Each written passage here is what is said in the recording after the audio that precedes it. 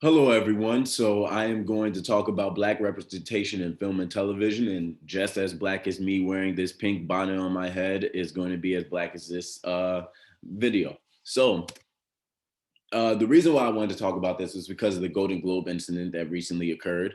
Um, the HFPA, which is currently composed of a small selection of 87 international journalists that determine the nominees and winners of the annual award ceremony, presently has no Black members. Now, the Golden Globes are trying to change the rules up so that they have at least 13% Black members in representation to the board. However, yesterday, I believe, Phil Burke, who served 8 terms as the HFPA president, shared an email actually, and sent it around that called Black Lives Matter a racist hate movement and described colors as the self-proclaimed trained Marxist. Colors is the guy that is a part of the Black Lives Matter movement, started it. It was sent out to the association members, its staff, and the group's general counsel and chief operating officer Gregory Gonerick. Um, and so now that leads me to wanting to ask, how are Black people represented? What marks a representation as positive or negative? Responses are often aligned with class, behavior, or characterizations of character that can agree to the norms of society. However, this oversimplifies the complexities of the Black identity since Black people are not technically normal to the society standard. Uh, if then stereotypes function as a kind of shorthand for building characters, and if the only additive needed to make the parts positive is to provide them a respectable occupation, then whatever other problematic traits that were initially associated with that stereotype can pass scrutiny unchecked. The result of such a calculus is the production of thinly written characters of color with a mirage of depth added by audience members and pop culture critics who labor to thicken the characterizations in public discourse, which basically just means we get, poorly written Black characters. And we've seen it so many times, so often, where we see films and TV shows where we're like, well, a Black person wouldn't do this, or a Black person wouldn't say this, or a Black person wouldn't think like this, or things such as that, and it ends up becoming underdeveloped characters that aren't truly experiencing the Black plight. Uh, Now I want to talk about how Black Americans see representation. So the representation, and this dates back to 2019. The Representation Matters report released Thursday by the National Research Group showed that 2 in 3 Black Americans say that they don't see themselves or their culture represented in movies or television, with 86% of Black Americans wanting to see more of these representative stories on screens. Um, the study found that 91% of Americans surveyed believe that media has the power to influence society, which is very true. Further broken down, 75% or 3 in 4 of all people surveyed and 87% of Black Americans surveyed believe that the way Black Americans are portrayed in the media influences perception of them in the real world. 83% of Black Americans and 66% in the total surveyed believe that the media perpetrates negative stereotypes of Black people. And often we see in films that Black people are either the villain of the film, the antagonist of the film, they're the criminals of the film, they are the gangbangers of the film, they're the poor of the film. It doesn't matter what it may be, but they are not portrayed in a very positive light or positive to our standards. Um, I'm going to talk about now where representation lacks and show a few graphs about where the representation lacks. So the handful of Black creatives who are in prominent off-screen above the line positions, that is creator, producer, writer, director, editor, etc., find themselves primarily responsible for providing opportunities for other Black off-screen talent. Unless at least one senior member of a production is Black, Black talent is largely shut out of those critical roles. So as we see on the graph to the bottom right of me, on-screen talent, you have 11 Black people for on-screen talent for lead or co-lead, while the other 89 are just anyone else, and probably majority white. For supporting cast, all the others is 86, while there's 14 Black people.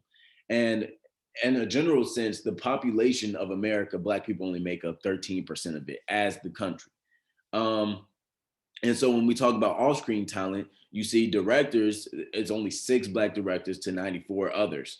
there's only 6 Black producers to 94 others, and there's only 4 Black writers to 96 others. So it's a clear lack of representation there. The data shows that with a Black producer, only 8% of all U.S. produced films, or a Black director, 6% of all films, are significantly more likely to have a Black writer.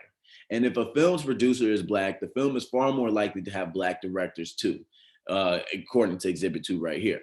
The same holds true in TV. When a show's creator is Black, it is much more likely that the showrunner, the leading producer, is Black as well. Specifically, more than 4 out of 5 shows with a Black creator have a Black showrunner. However, out of all showrunners, only 5% are Black. So that shows that there's just a lack of diversity there as well, of lack of inclusion, and being able to get just Black actors, Black talent in general into things that are not things that are not ran by Black people.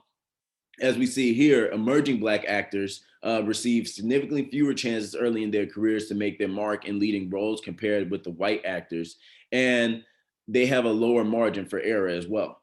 As you can see in the graph too, in a 10-year career frame, Black actors or Black talent in general or Black actors, I should say, clearly have less and less of a chance as time goes on. The gap widens over time. So if they get their 10 years into their career, they have lesser of a chance of getting a role or getting a chance compared to someone that's white, who has an increasingly higher chance than they did when they started out. Where representation lacks here as well is both film and TV still have very little minority representation among top management boards.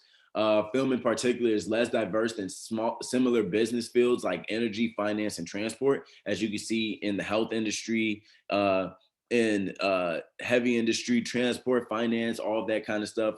For when we talk about entertainment and TV, you see the proportion that's white is 87%.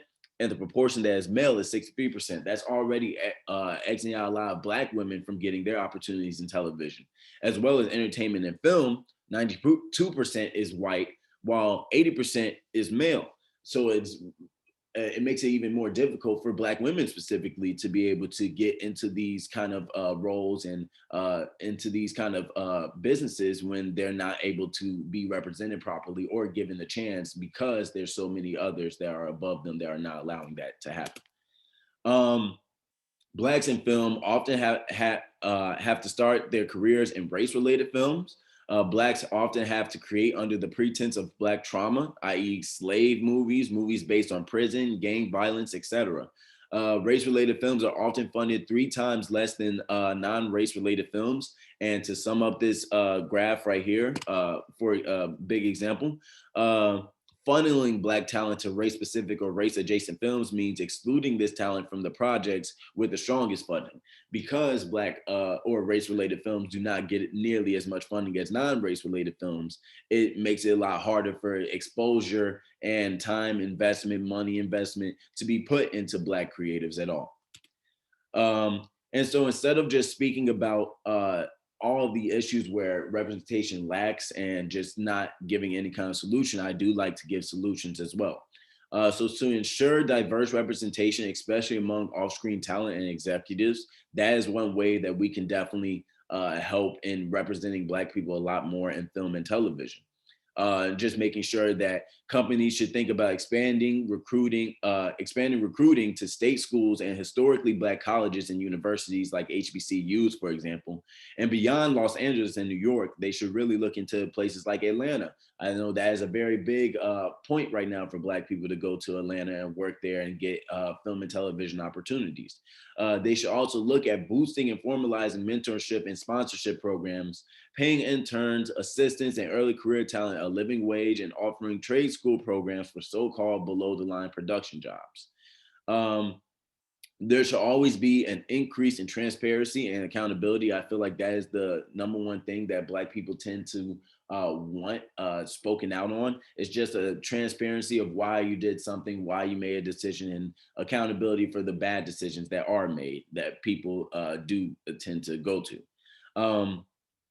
But to have genuine effect, Sustainable change and industry leaders sustainable change industry leaders should strongly consider creating a dedicated independent advocacy organization to advance racial equity in their field, a move that has proven successful in a number of other contexts, such as the amount of donations last year towards Black creatives in the Black Lives Matter movement. With so many people having given to the Black creatives and having that kind of push, it is a good first step, but it's not nearly enough, and there just needs to be more. So long as there is more to be done, there will always be more to be worked on. So yeah, this is my works cited page. Thank you, and have a good day.